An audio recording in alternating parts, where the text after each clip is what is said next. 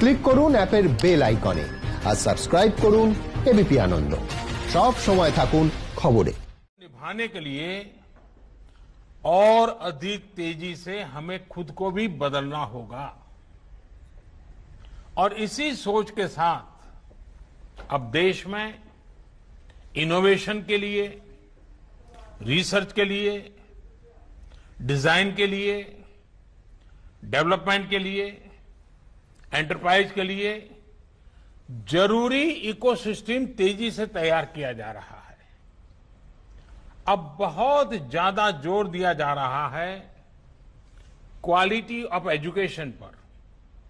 21वीं सदी की टेक्नोलॉजी को साथ लेकर 21वीं सदी की जरूरतों को पूरा करने वाली एजुकेशन सिस्टम भी उतनी ही जरूरी है।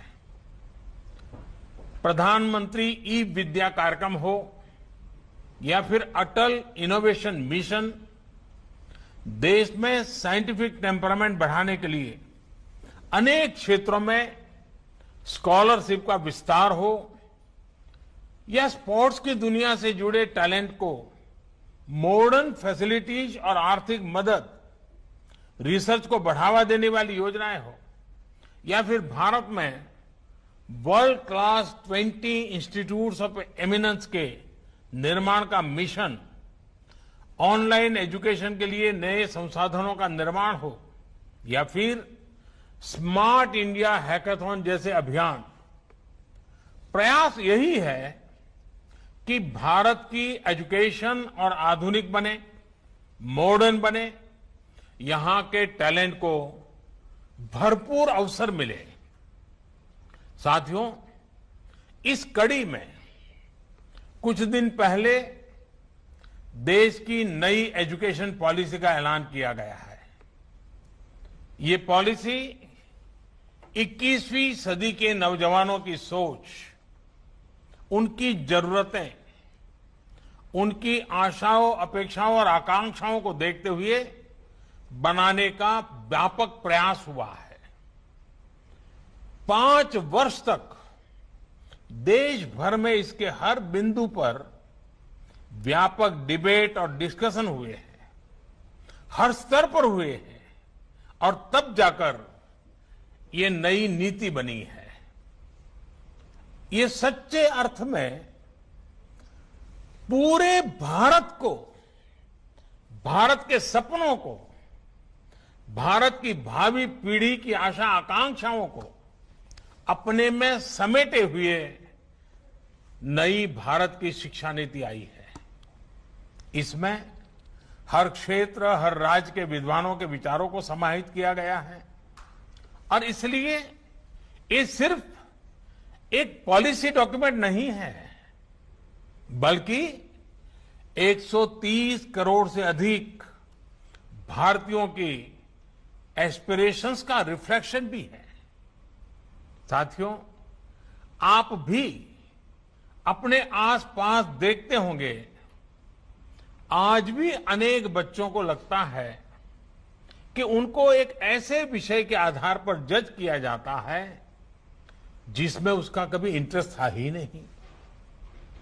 मां बाप का, रिश्तेदारों का, दोस्तों का, ओवरऑल एनवायरनमेंट का प्रेशर होता है, तो वो दूसरों द्वारा चुने गए सब्जेक्ट्स मजबूरन पढ़ने लगते हैं। इस अप्रोच ने देश को एक बहुत बड़ी आबादी ऐसी दी जो पढ़ी लिखी तो है, लेकिन जो उसने पढ़ा है उसमें से अधिकांश उसके काम नहीं आता है। डिग्रियों के अंबार के बाद भी वो अपने आप में एक अधूरापन महसूस करता है। उसके भीतर जो आत्मविश्वास पैदा होना चाहिए, जो कॉन्फिडेंस आना चाहिए, उसकी कमी वो महसूस करता है। इसका प्रभाव उसकी पूरी लाइफ की जर्नी पर पड़ता है।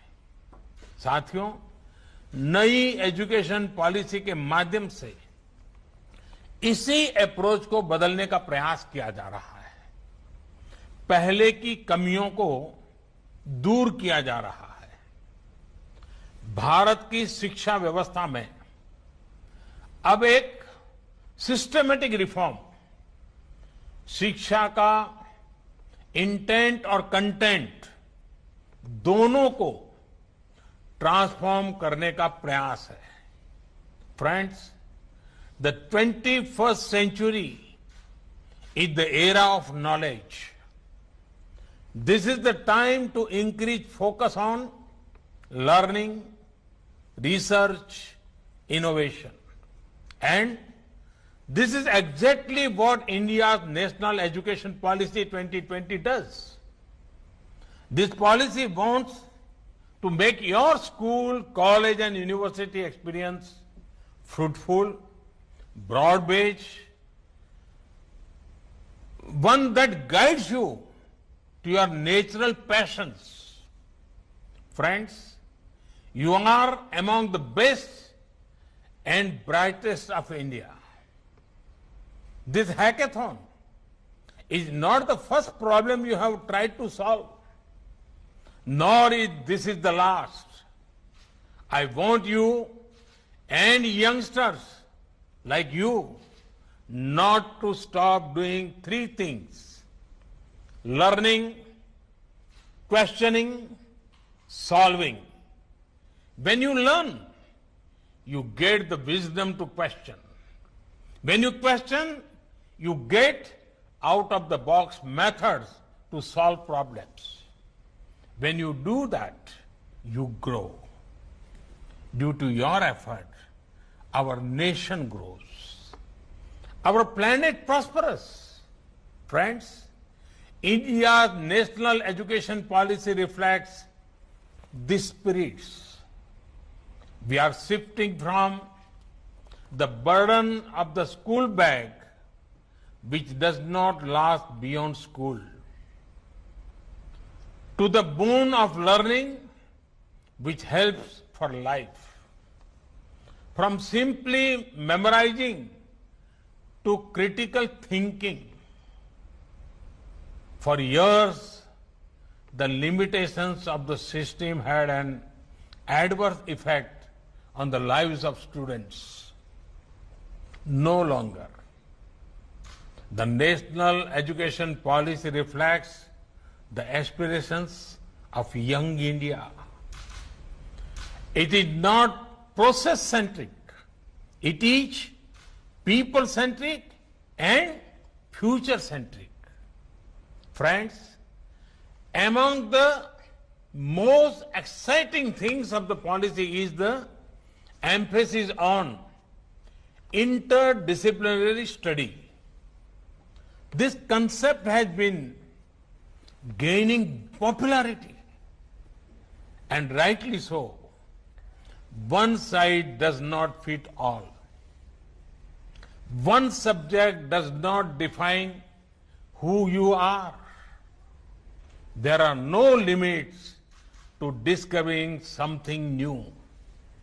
Human history has many examples of stalwarts who have accelerated in diverse areas, be it Aryabhatta, Leonardo da Vinci, Helen Keller, Gurudev Tagore.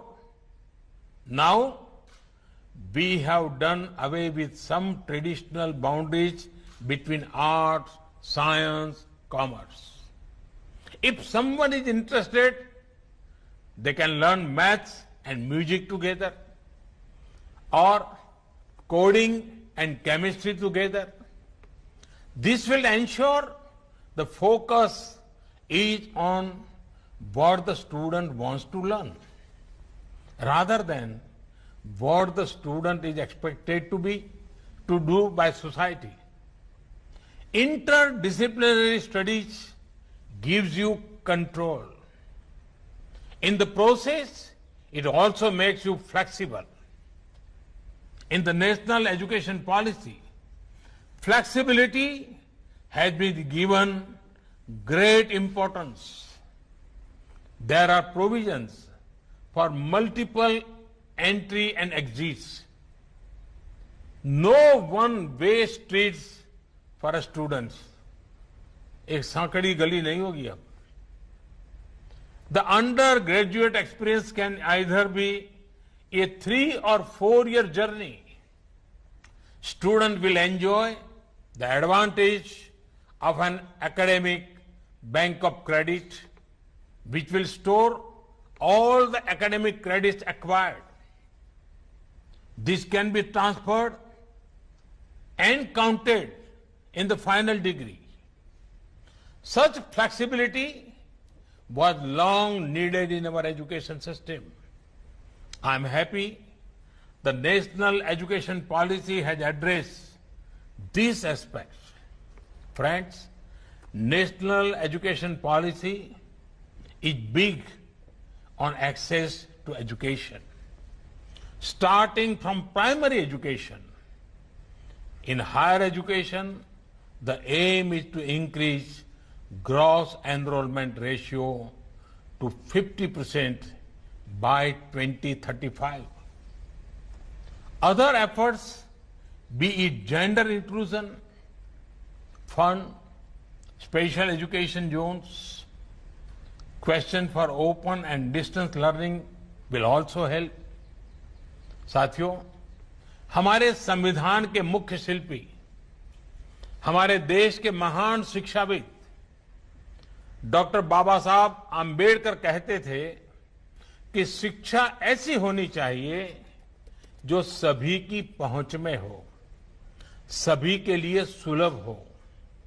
ये शिक्षा नीति उनके इस विचार को भी समर्पित है. ये एजुकेशन पॉलिसी जॉब सीकर्स के बजाय जॉब क्रिएटर्स बनाने पर बल देती है.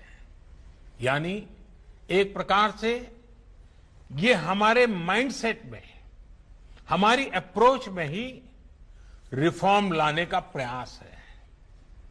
इस पॉलिसी के फोकस में एक ऐसे आत्मनिर्भर युवा का निर्माण करना है जो ये तय कर पाए कि उसको जॉब करनी है, सर्विस करनी है या फिर एंटरप्रेन्योर बनना है. साथियों, हमारे देश में भाषा, लैंग्वेज हमेशा से एक संवेदनशील विषय रहा है. इसी एक बड़ी वजह है कि हमारे यहां स्थानीय भाषाओं को अपने हाल पर ही छोड़ दिया गया. उसे पनपने और आगे बढ़ने का मौका बहुत कम मिला. अब एजुकेशन पॉलिसी में जो बदलाव लाए गए हैं, उससे भारत की भाषाएं आगे बढ़ेगी, उनका और विकास होगा. ये भारत के ज्ञान को तो बढ़ाएगी ही, भारत की एकता को भी बढ़ाएगी. हमारी भारतीय भाषाओं में कितनी ही समृद्ध रचनाएं हैं, सदियों का ज्ञान है, अनुभव है. इन सब का अब और विस्तार होगा.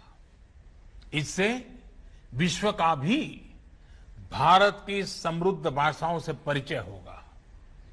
और एक बहुत बड़ा लाभ ये होगा कि विद्यार्थियों को अपनी शुरुआती वर्षों में अपनी ही भाषा में सीखने का अवसर मिलेगा. इससे उनका टैलेंट और पुष्पवित पल्लवित होने के लिए मैं समझता हूं बहुत अवसर होगा. वो सहज होकर बिना दबाव के नई नई चीजें सीखने के लिए प्रेरित होगा. वो शिक्षा से जुड़ पाएगा.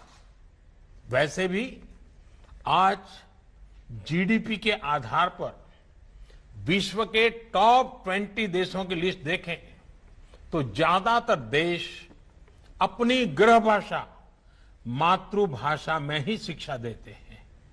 ये देश अपने देश में युवाओं की सोच और समझ को अपनी भाषा में विकसित करते हैं और दुनिया के साथ संवाद के लिए दूसरी भाषाओं पर भी उतना ही बल देते हैं. यही नीति और रणनीति 21वीं सदी के भारत के लिए भी बहुत उपयोगी होने वाली है।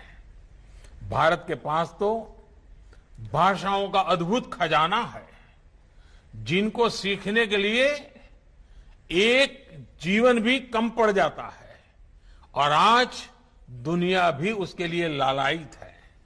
साथियों, नई शिक्षा नीति की एक और खास बात है, इसमें लोकल पर जितना फोकस है उतना ही उसको ग्लोबल के साथ इंटीग्रेट करने पर भी बल दिया गया है। एक और, जहां स्थानीय लोक कलाओं और विद्याओं, शास्त्रीय कला और ज्ञान को स्वाभाविक स्थान देने की बात है, तो वहीं टॉप ग्लोबल इंस्टीट्यूशंस को भारत में कैंपस खोलने का भी आमंत्रण है। इससे हमारे युवाओं का भारत में ही वर्ल्ड क्लास एक्सपोजर और अपॉर्चुनिटी मिलेगी और ग्लोबल कंपटीशन के लिए ज्यादा तैयारी भी हो सकेगी। इससे भारत में विश्व स्तरीय संस्थान के निर्माण में, भारत को ग्लोबल एजुकेशन का हब बनाने में भी बहुत सहायता मिलेगी। साथियों, देश की युवा शक्ति पर मुझे हमेशा ही बहुत भरोसा रहा है। ये भरोसा क्यों है, ये देश के युवाओं ने बार बार साबित किया है। हाल ही में कोरोना से बचाव के लिए फेस शील्ड्स की डिमांड एकदम बढ़ गई थी। इस डिमांड को 3D प्रिंटिंग टेक्नोलॉजी के साथ पूरा करने के लिए बड़े पैमाने पर देश के युवा आगे आए। पीपीज और मेडिकल डिवाइस के लिए जिस प्रकार देश के युवा इनोवेटर्स, युवा एंटरप्रेन्योर्स सामने आए हैं, उसकी चर्चा आज चारों तरफ है। आरोग्य सेतु ऐप के रूप में युवा डेवलपर्स ने कोविड की ट्रैकिंग के लिए एक बेहतरीन मीडियम देश को बहुत कम समय में तैयार करके दिया है।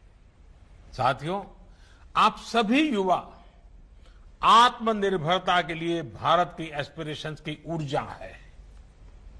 देश के गरीब को एक बेटर लाइफ देने के लिए, ईज ऑफ लिविंग के हमारे लक्ष्य को हासिल करने में आप सभी युवाओं की भूमिका बहुत अहम है। मेरा हमेशा से ये मानना रहा है कि देश के सामने आने वाली ऐसी कोई चुनौती नहीं है जिससे हमारा युवा टक्कर न ले सके, उसका समाधान न ढूंढ सके। हर जरूरत के समय जब भी देश ने अपने युवा इनोवेटर्स की तरफ देखा है, हमारे युवाओं ने कभी भी किसी को निराश नहीं किया है। स्मार्ट इंडिया हैकाथॉन के माध्यम से भी बीते सालों में अद्भुत इनोवेशंस देश को मिले हैं। मुझे पूरा विश्वास है कि इस हैकाथॉन के बाद भी आप सभी युवा साथी देश की जरूरतों को समझते हुए देश को आत्मनिर्भर बनाने के लिए नए नए सॉल्यूशंस पर काम करते रहेंगे। एक बार फिर आप सभी को बहुत बहुत शुभकामनाएं देता हूं। बहुत बहुत धन्यवाद।